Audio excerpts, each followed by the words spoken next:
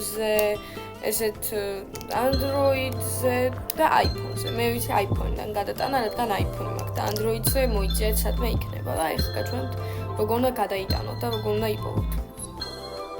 ეს უნდა შევერთოთ ჩვეულებრივად სადაც ვაერთებთ იმას, რა ქვია, ტელეფონს რა. მოკლედ ესე იგი შევდივართ ფაილებში.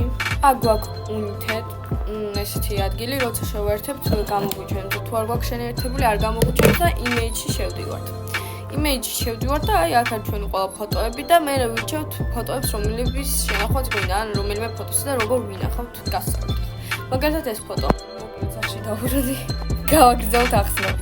მოკლედ ვიდეოზე არ ჩანა, ამიტომაც აი ამ კნოპკას უნდა დავეწვევთ, აი აგერ რაღაცა რომ აწერია. ესე იგი მე როცა აწვევი save to photos აწვევი, ჩვეულებრივად და გალერეაში უკვე იქნება იქ ფოტო და ეხლა გაჩვენებთ. აი გალერეაში უკვე არის